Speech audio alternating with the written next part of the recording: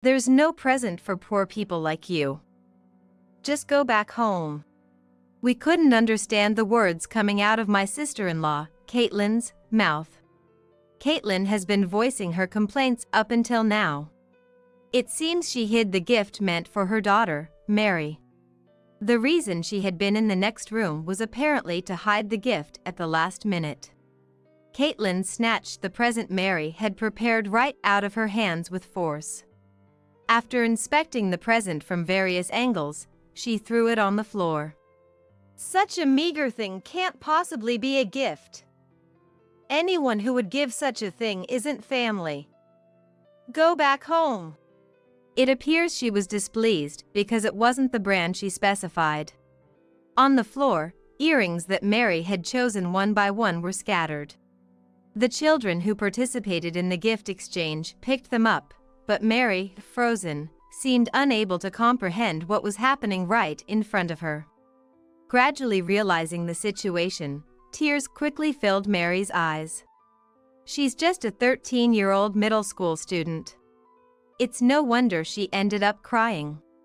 Watching Mary like this, Caitlin had a triumphant look on her face. Arriving late, Zella also entered the room and laughed at Mary, who was in tears. Taking advantage of this moment, Caitlin continued to hurl insults at us. However, that didn't last long. "I am Michelle. While working a part-time job, I raise my only daughter, Mary, and am about to enter my 50s. Mary was born when I was 35, and she turns 13 this year. I have a husband named Kendrick, who is 1 year older than me, but Mary is not Kendrick's biological daughter. Before marrying Kendrick, I was married to another man. Mary is the daughter from that previous marriage. Blessed with a loving daughter, the three of us lived happily, but that life did not last long. My former husband died in a traffic accident. At that time, Mary was just 3 years old. She barely remembers her biological father. I was engulfed in grief immediately after his death, but I couldn't afford to lose Mary as well. As a single mother, I resolved to raise Mary. To do that, I needed money.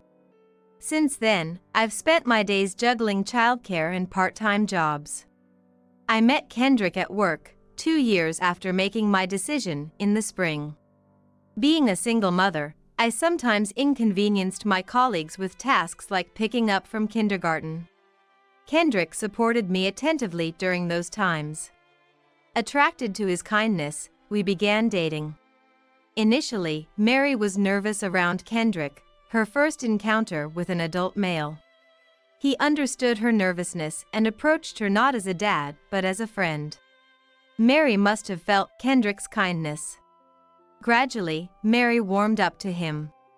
I remember vividly how delighted she looked when she started calling Kendrick Dad. While dating, Kendrick revealed to me that he was infertile. I consider Mary my real daughter. Even though Michelle and I can't have children together, I still want to live with Michelle and Mary. For Kendrick, the inability to have children must have been a significant insecurity. However, the fact that he showered Mary with love was unchanged. When Mary fell ill, he rushed to take care of her. For me, Kendrick's infertility was never a reason to part ways. Seeing him treat Mary as his own daughter, I had no choice but to stay with him. He was not only indulgent but also strict when necessary. It was clear he genuinely cared for Mary.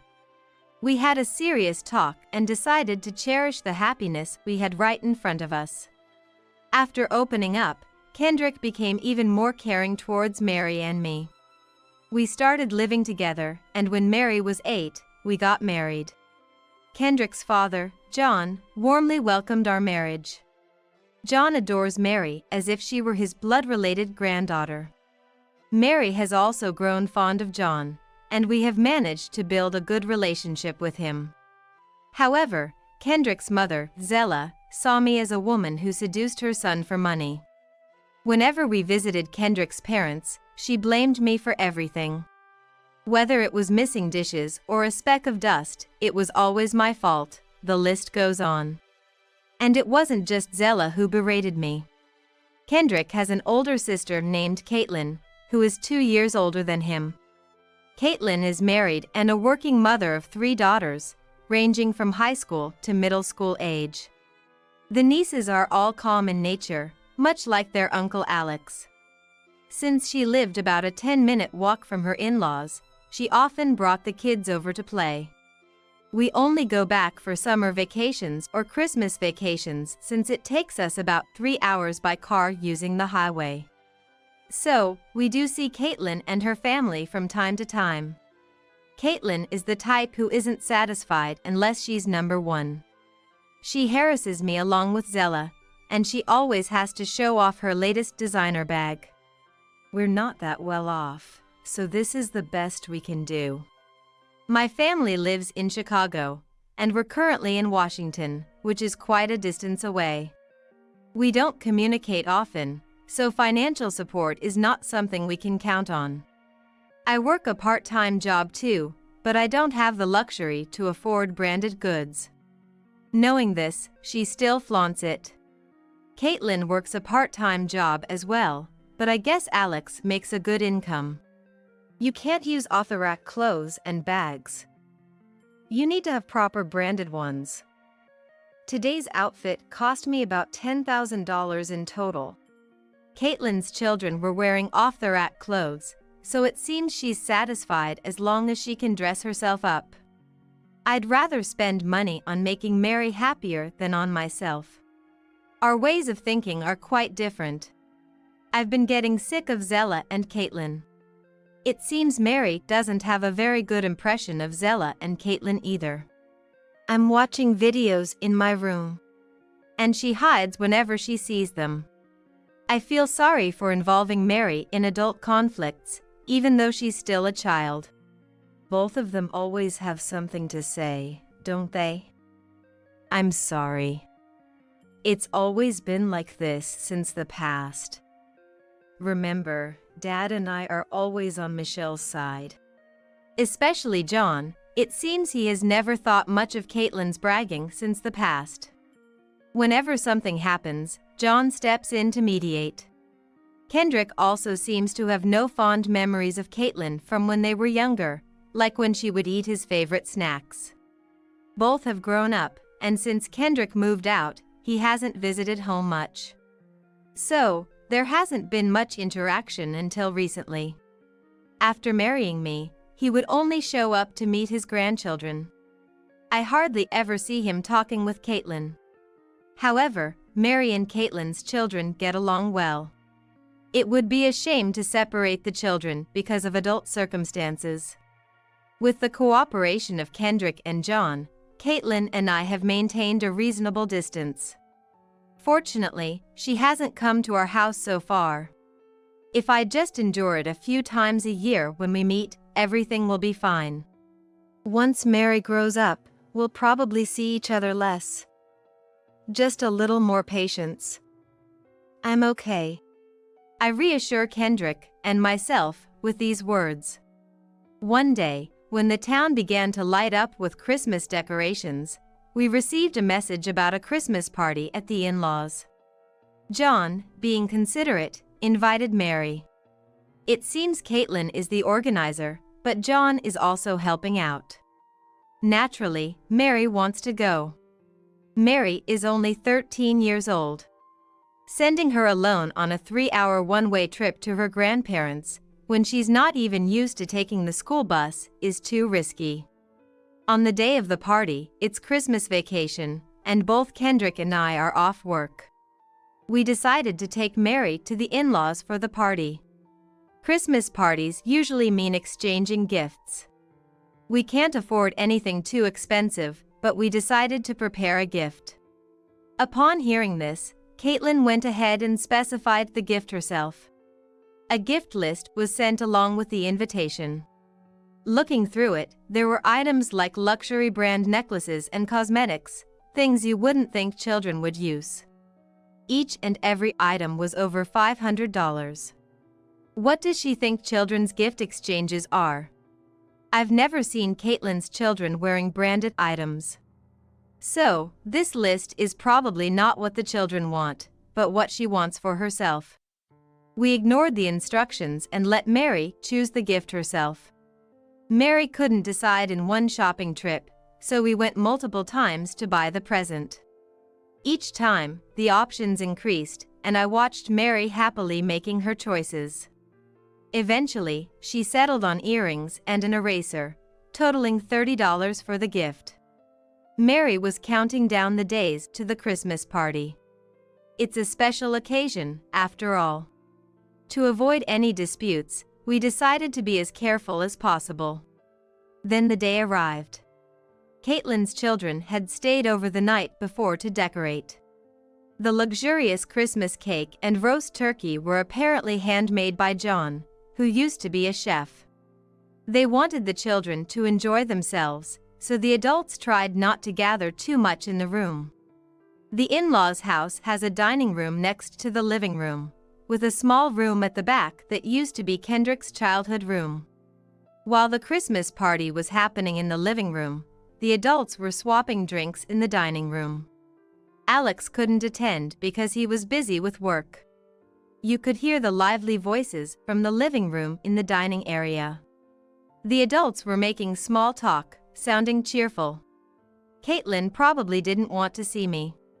She was in the room when there were luxurious meals, but now she's nowhere to be found. I didn't want to confront her either, so it worked out.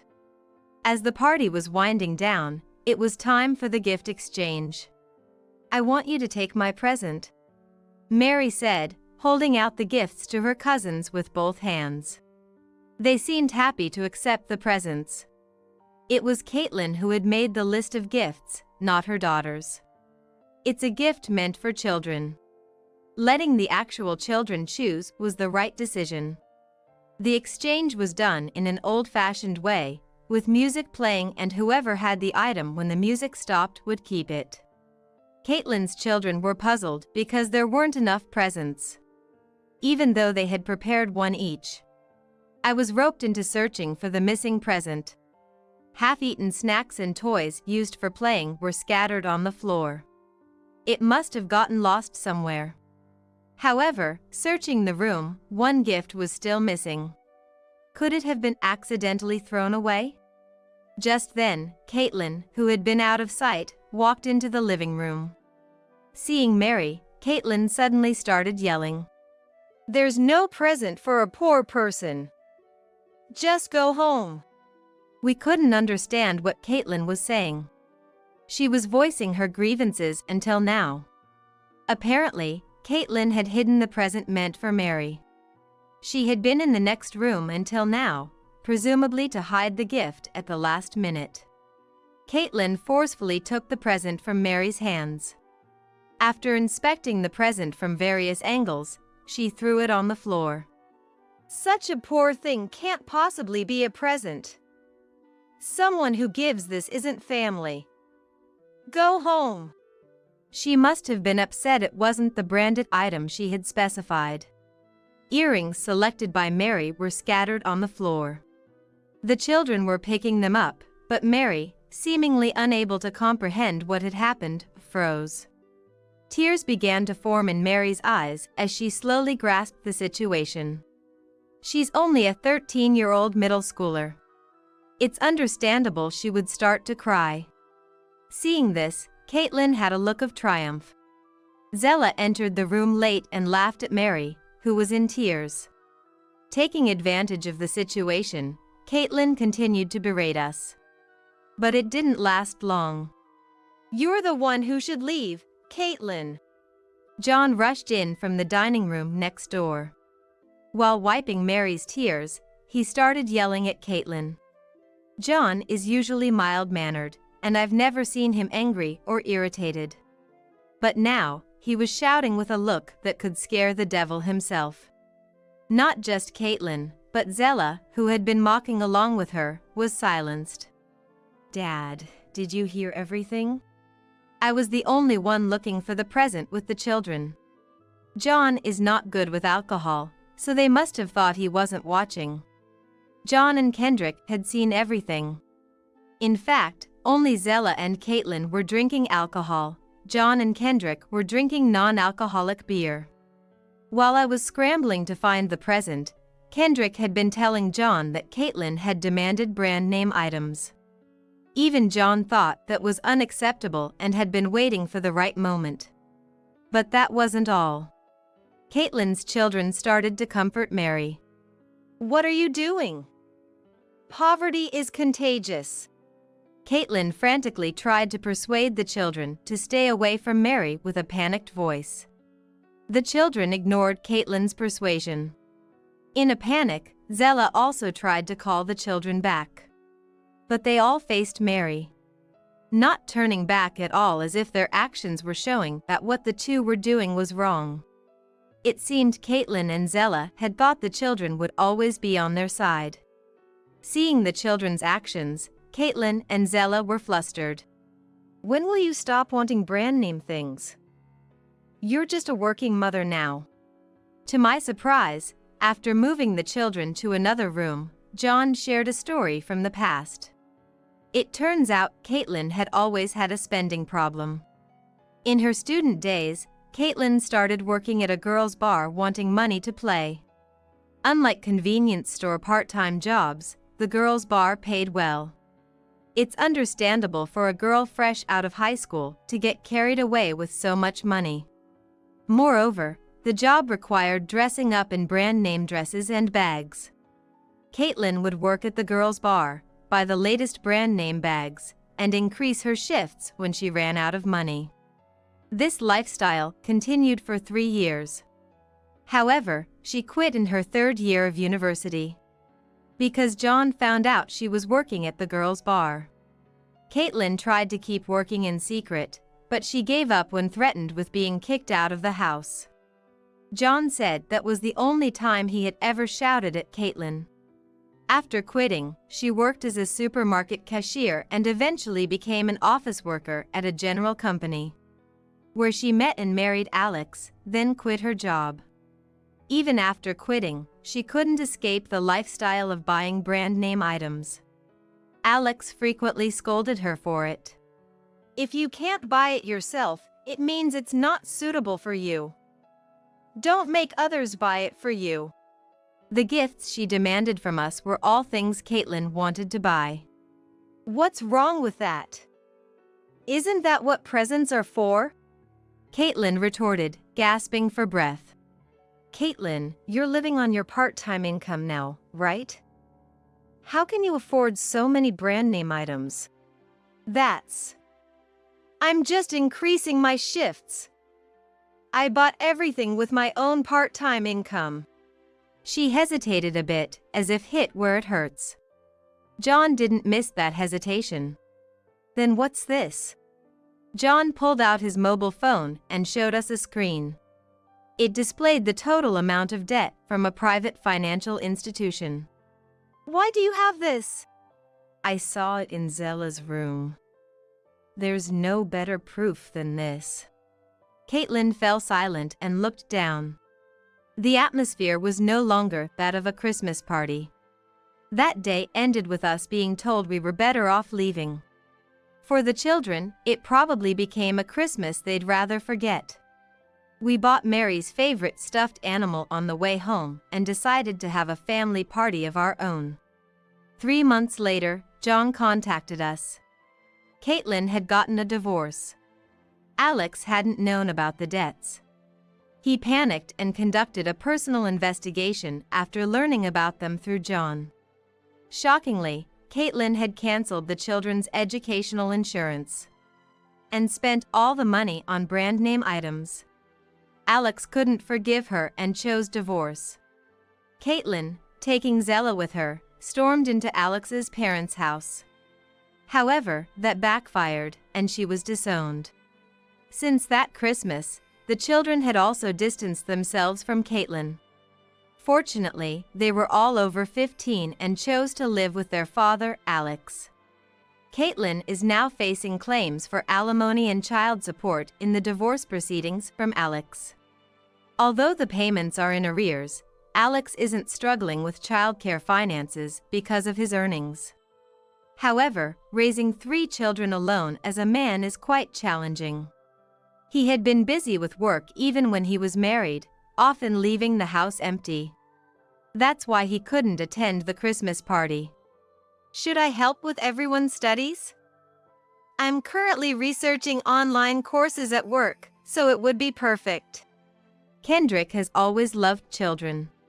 His nieces were fond of him too, and he would sometimes teach them when they were at his in-laws. He owed it to them for defending Mary. Officially requested by Alex, Kendrick began to occasionally oversee his niece's studies online. Even though it's been half a year since the divorce, I still get snide messages from Caitlin every now and then. On the other hand, Caitlin continued to blame Kendrick and her nieces. I raised them. What ungrateful daughters! I raised them with kindness. They'll surely regret this. Divorce is out of the question. After the divorce, Caitlin apparently returned to her parents' home. Since then, Zella has always sided with Caitlin, no matter what, despite her volatile temper. John began to question Zella's behavior. Zella, who used to scold Caitlin, is now affirming everything. The current Zella would certainly seem odd to anyone. When John started investigating Zella secretly, he found decisive evidence. John asked us to check it out, so we visited his house for the first time since the Christmas party. Kendrick and I had been keeping our distance from his house. Since John regularly visited our home, there was no reason for us to go there. The two always went shopping at the same time. When we arrived, they were out. The living room, once lavishly decorated, now had only John's dishes laid out, giving off a melancholic vibe. Going through them, we found debts listed under John's name. There was no need or reason for John to be in debt. As we finished going through everything, we heard the front door open. They must have seen our shoes. The two rushed into the room in a panic. Why are you two here? Breathing heavily, Caitlin confronted Kendrick. Caitlin, what is this? I don't remember taking out any loans. John calmly separated Caitlin from Kendrick and presented her with the papers. It was the debt details borrowed under John's name because Caitlin could no longer borrow under her own. And isn't this under Zella's name? Not only Caitlin, but Zella had also been borrowing money. It appears Zella had been spending the savings meant for their old age on luxuries with Caitlin. John was a saver, almost considering saving as a hobby. He had accumulated about $600,000 for a peaceful retirement from his savings during his working years. But the two had spent it all in 3 years. Not enough, they repeatedly took out loans, inflating their debt to $730,000. We had no choice. The stress of not paying child support was piling up. Exactly. It's all the fault of the person who divorced us. Don't shift the blame. The responsibility lies with you two for not controlling your desires. Caitlin and Zella continued with their unseemly excuses, blaming Alex, the daughters, John. Where did they get the idea to blame others? John refuted all their arguments with sound reasoning, and finally, the two fell silent. As if to end everything, John presented the divorce papers. Marrying you was the shame of my life. Caitlin is not my daughter. Seeing the divorce papers filled out in John's section, Zella began to apologize frantically. While crying, Zella started a deep apology. Yet, Caitlin just looked on, offering no apology. Zella started urging Caitlin to apologize too, but Caitlin, unwilling to apologize, argued back. With nothing left to say, John left the scene. What are you doing standing around? Go bring Dad back. After John left, Caitlin began to panic. Everything had been just talk, and she hadn't expected any action. Now you're trying to ingratiate yourselves with us? After everything you've done. Please, don't involve us anymore. Staying any longer wouldn't do any good. We also left the in-laws' house. That night, while relaxing in the living room, the doorbell rang. It was past 10 p.m. An unreasonable time for a visitor. At the door stood Caitlin. Kendrick said he would handle it, so I watched from the living room. What do you want at this hour? For a brother without seeds, you're awfully cheeky. Just let me in already. Apparently, after we left, Caitlin and Zella had an unprecedented fight. And Caitlin was kicked out of the house. She tried going to Alex's, but was, of course, turned away. Unwilling to spend money on a hotel, she came to our place intending to crash. This is a joke. Leave now or I'm calling the police. We're family, aren't we? Just let me in already. Ignoring Kendrick's warnings, she continued to cause a scene loudly. Even when warned about disturbing the neighbors, Caitlin only became more agitated. With no sign of her leaving, we did as we said and called the police to have Caitlin removed. Why should you two be happy? I will never forgive you. As she was being taken away by the police, she spat out those parting words. Kendrick, Alex, and I had all tried to reach out to Caitlin at first. She had destroyed all of that herself. Approaching 50, Caitlin likely won't change her personality now. Having lost money and family, she can't accept that she's reached a point of no return. Later, we received a thank you call from John, along with a report on the two. Apparently, Zella and Caitlin had been blaming each other. Eventually, they became estranged from each other. Both burdened with debts in their own names, they're living in poverty.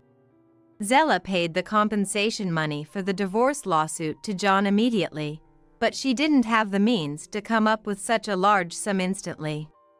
She must have taken on new debts to make the repayment. Fortunately, the debts taken out in John's name could be covered by the compensation money.